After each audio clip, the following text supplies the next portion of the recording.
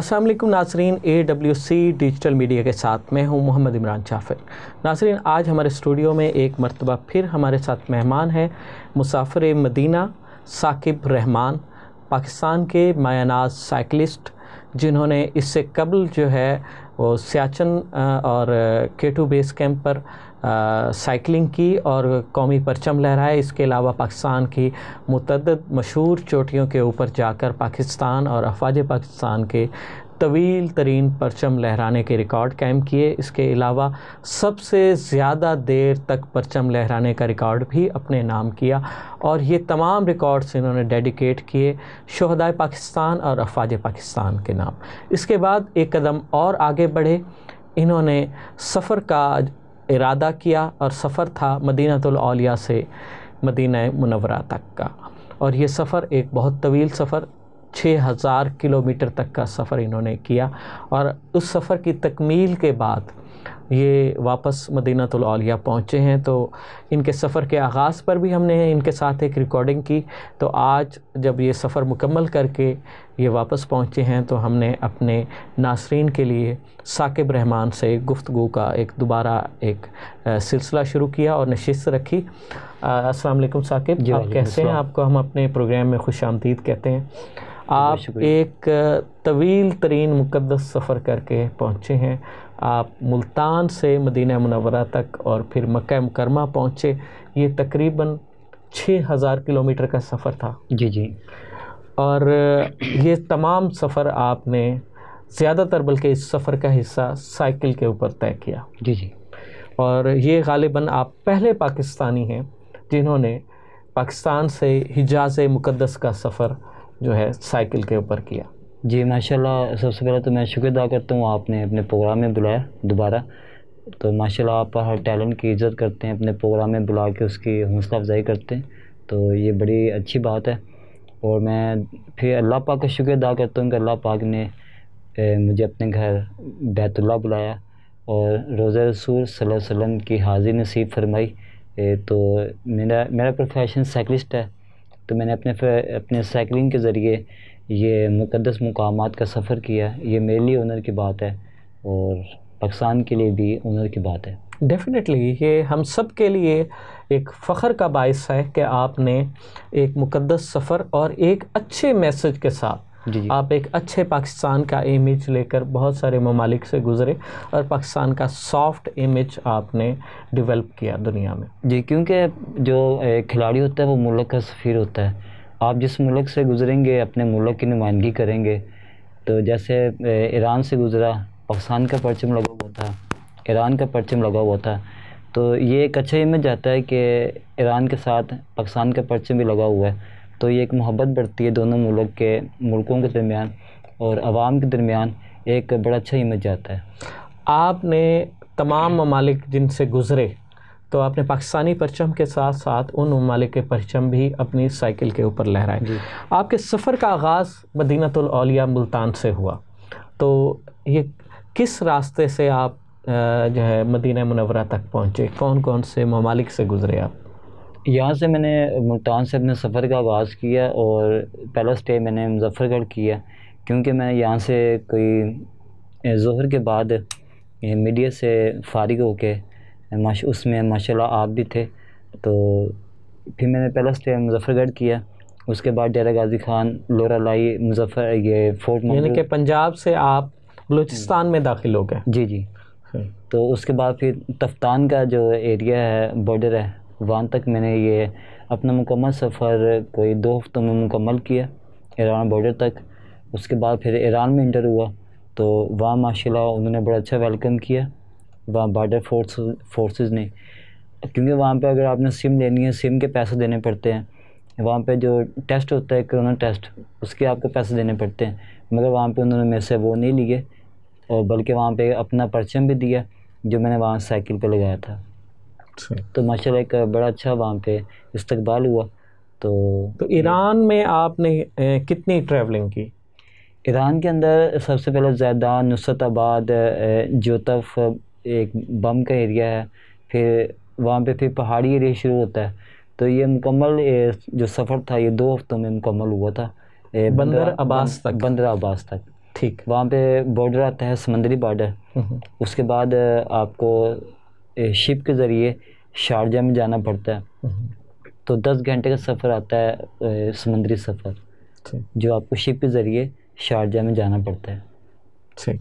تو پھر آپ شارجہ پہنچے, وہاں سے پھر آپ کی سائیکلنگ کا سفر شروع ہوا؟ جی, وہاں پہ خشکی کا ایریا شروع ہوتا ہے شارجہ سے دبئی, دبئی سے ابو ظہبی. تو یہ تمام راستہ میں نے سائیکل پہ کیا. 700 کلومیٹر. کس علاقے سے آپ سعودی عرب میں حجاز مقدس میں داخل ہوئے؟ یہ البتہ بارڈر دمام کی طرف. وہاں سے انٹر ہوا ابو ظہبی سے سعودیہ میں. تو 700 کلومیٹر دبئی سے سعودیہ بارڈر لگتا ہے. اچھا, کہ 2 ہفتوں میں مکمل ہوا تھا. اور اس کے بعد پھر سعودیہ بارڈر سے آپ کا جو مدینہ منورہ تک کا سفر تھا یہ کتنا تھا؟ سعودیہ بارڈر سے الحرج, الخرج, الریاض, یہ 5 دن کا یہ سفر ہے بارڈر سے ریاض تک. پھر ریاض سے مدینہ منورہ 2 ہفتوں کا سفر یہ بنتا ہے.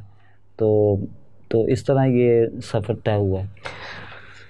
اچھا ثاقب رحمان, یہ بتائیے گا کہ یہ ایک بہت طویل اور مقدس سفر تھا. آپ ایک خوبصورت نیت لے کر یہاں سے روانہ ہوئے, اپنے وطن کا پرچم اٹھا کر, اور تمام ان ممالک کے پرچم بھی آپ کی ہمراہی میں تھے.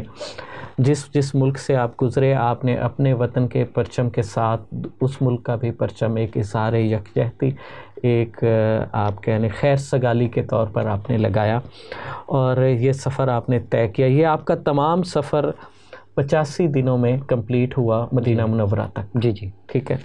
ان 85 دنوں میں کون سی ایسی مشکلات آئیں آپ کو جن کا آپ سمجھتے ہیں کہ اگرچہ تو آپ نے جب کمر بستہ ہوئے اس سفر کے لیے تو آپ کے ذہن میں تھا کہ اس میں مشکلات آ بھی سکتی ہیں, لیکن کون سی ایسی مشکلات زیادہ جب آپ کو فیل ہوئیں کہ یہ تو بہت مشکل کام ہو گیا, تو کون سی ایسی جگہیں تھیں جہاں پہ سفر کرتے ہوئے زیادہ دقت ہوئی؟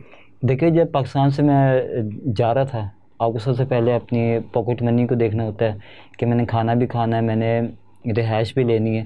تو کیونکہ ہماری گورنمنٹ پاکستان نے کوئی خرچہ نہیں دیا تھا, میرے پاس صرف 80,000 روپے تھے. وہ آپ کی ذاتی جی. تو میں نے کہا انشاءاللہ اللہ پاک کسی میں برکت ڈالے گا. میں نے والدہ سے بھی دعا کی اپیل کی کہ آپ بھی دعا کرتے رہنا. والد صاحب کو بھی کہا. تو کیونکہ 80,000 روپے کے اندر اتنا بڑا لانگ سفر نہیں ہو سکتا. تو پاکستان کے اندر, ایران کے اندر میں نے ہوٹل, کھانا پینا اسی پیسوں میں سے کیا. اور جب میں اترا ہوں شارجہ کے اندر, پھر آپ کو پاکستانی پیسے دے کر ان کی کرنسی لینی پڑتی ہے. تو وہ پھر بہت کم پیسے تھے میرے پاس. تو اللہ پاک نے اتنی برکت دی کہ جو پاکستانی, بنگالی, انڈین جو ملتے تھے وہ کھانا بھی دیتے تھے. کوئی پیسے لیتا تھا, کوئی نہیں لیتا تھا.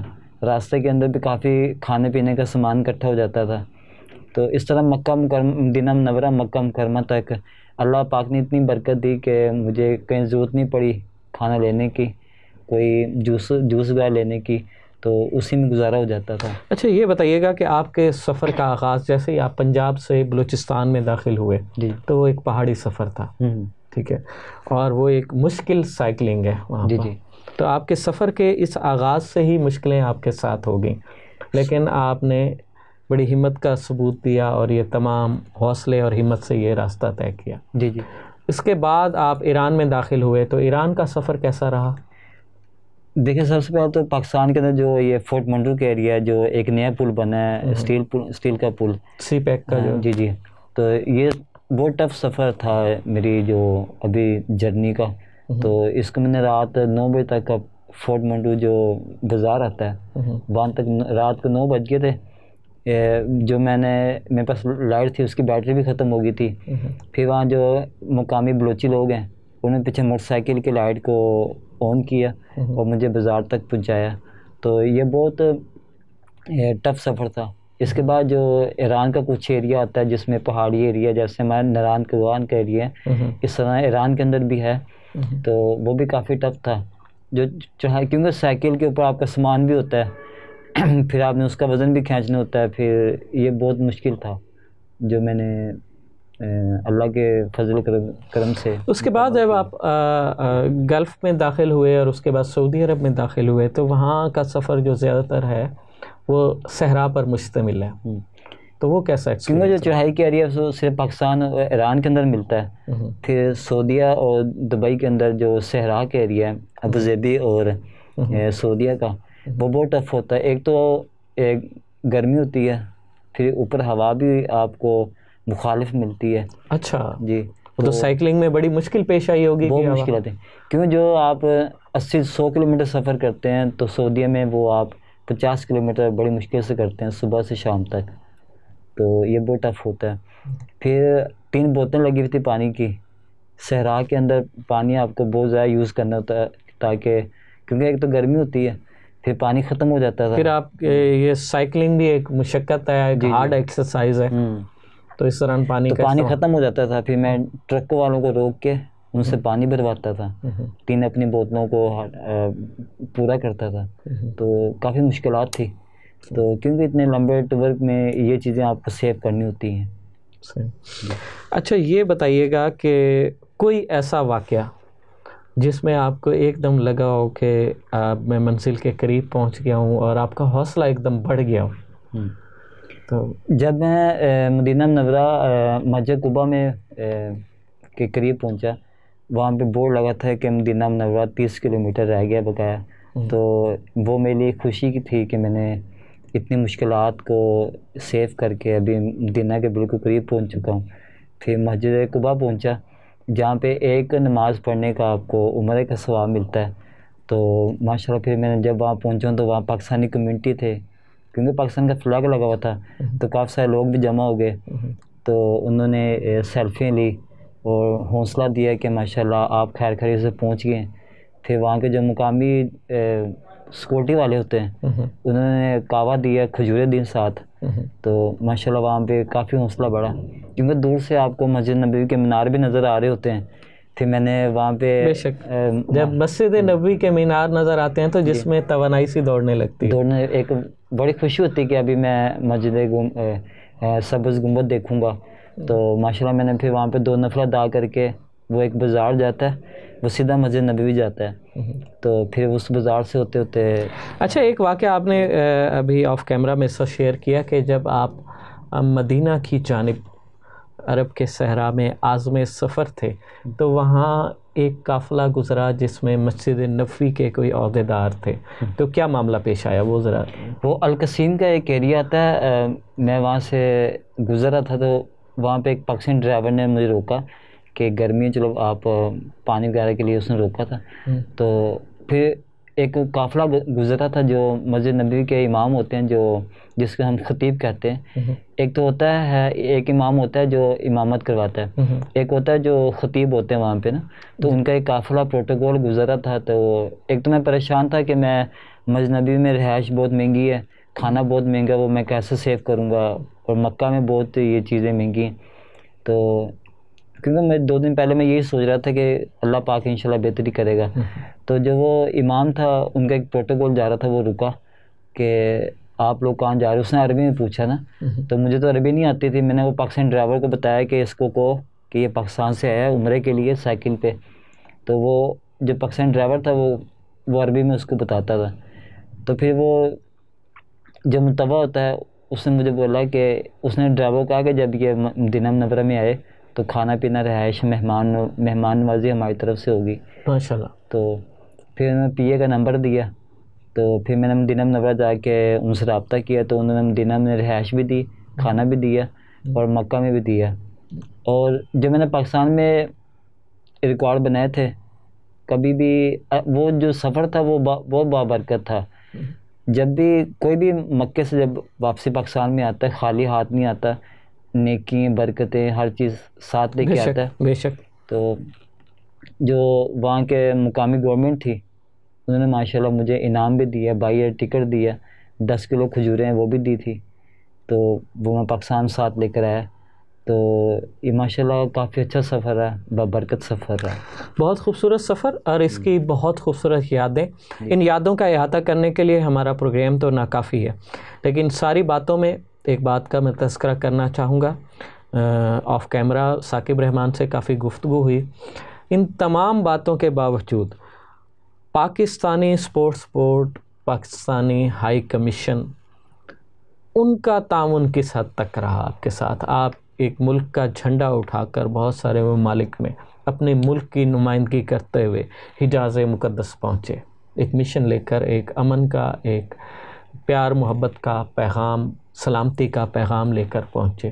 تو اس میں اس سفر کی روانگی سے لے کر اس سفر کے اختتام تک ہمارے کہہ لیں کہ ارباب اختیار کا یا ہمارے اسپورٹس بورڈ کا جو کھیلوں کی سرپرستی کرتے ہیں، یا پھر سعودی عرب میں حجاز مقدس میں ہمارے جو وہاں پہ سفارت خانہ ہے، یا ہمارے جو حج مشن کے لوگ ہیں، تو آپ کا چونکہ عمرے کا تھا لیکن اسی دوران حج کا آغاز ہو گیا، اور حج کے آغاز کے ساتھ آپ کی پاکستان واپسی ہوگی، تو کہ ان کی طرف سے تعاون کس حد تک تھا؟ کیا آپ نے حج کے لیے کوشش نہیں کی؟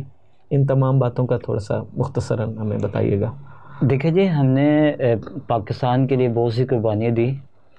تو یہ میرا جو جبڑا ہے یہ ٹوٹا ہوا ہے. میں 400 فٹ گہری کھائی میں گرا تھا. آج تک گورنمنٹ نے اس کا علاج نہیں کروایا.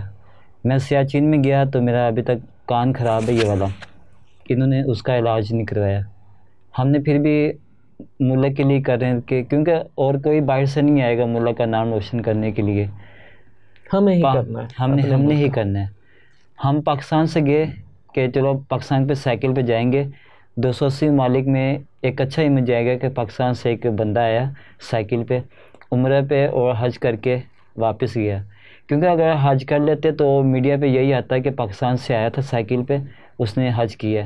کیونکہ پھر یہ ملک کا نام روشن ہوتا ہے اور ہمیں سعادت حاصل ہوتی ہے کہ ہم نے حج کی سعادت حاصل کی ہے. وہاں پہ ان لوگوں نے نہ پاکستان میں ہم سے کبھی انہوں نے اچھا رویہ رکھا.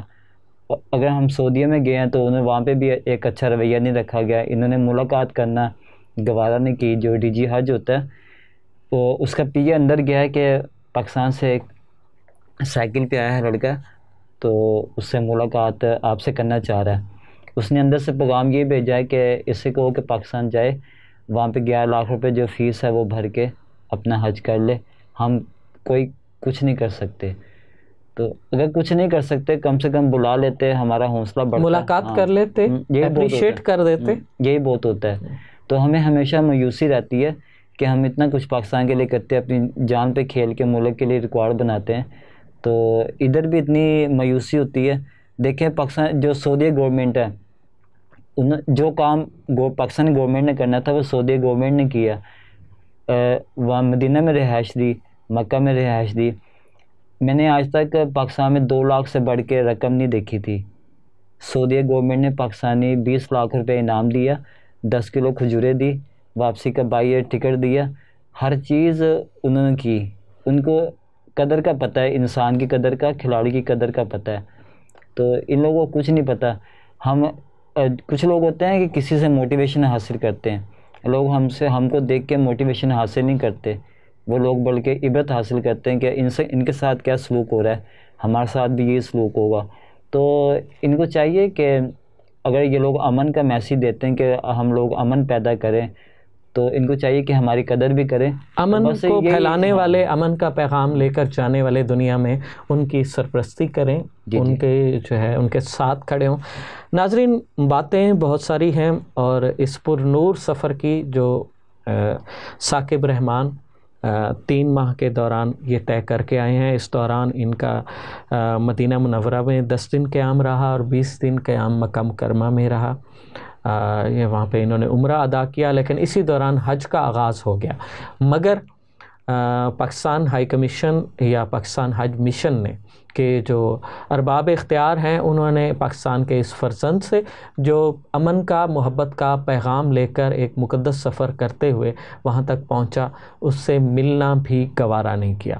جبکہ سعودی گورنمنٹ کی جانب سے ان کے ساتھ بہت زیادہ تعاون کیا گیا اور انہیں آفر بھی کی گئی کہ اگر یہ پاکستانی حکام NOC دیتے ہیں تو ان کے تمام حج کے معاملات بھی سعودی گورنمنٹ اکاموڈیٹ کرے گی. مگر یہ ایک افسوسناک پہلو ہے اور اس میں ہماری افسر شاہی اور ہمارے ارباب اختیار کا جو کردار ہے وہ جھلکتا ہے کہ ہمارے اسپورٹس بورڈ نے یا ارباب اختیار نے اس فرزند پاکستان کے ساتھ اپنے ملک سے باہر کیا سلوک کیا، یہ بھی سامنے ہے۔ مگر اس تمام باتوں کے باوجود ثاقب رحمان مطمئن ہے آئندہ بھی ایسی ہی مہمیں جو اپنے وطن کے نام کرنا یہ چاہتے ہیں یہ جاری رکھیں گے، ان کا سفر نہیں رکے گا۔ مقصد یہ تھا کہ ان کے ساتھ جو رویہ ملک سے باہر روا رکھا گیا اس کا بھی مختصر تذکرہ کیا جائے، اور جو انہوں نے مقدس سفر کے جو ایکسپیرینس ہوئے، جگہ جگہ پر انہیں ہر شخص نے ان کی عزت کی سوائے پاکستانی حکام کے۔ تو یہ ایک بڑی دل گرفتہ سی بات ہے۔ اسی دل گرفتہ بات کے ساتھ ہی میں آپ سے اجازت چاہوں گا۔ مزید ایسی معلوماتی موٹیویشنل ویڈیوز کے لیے جڑے رہیے AWC ڈیجیٹل میڈیا کے ساتھ۔ اپنے میزبان محمد عمران جعفر کو اس پاکستان کے ہیرو ثاقب رحمان کے ساتھ دیجیے اجازت۔ اللہ نگہبان۔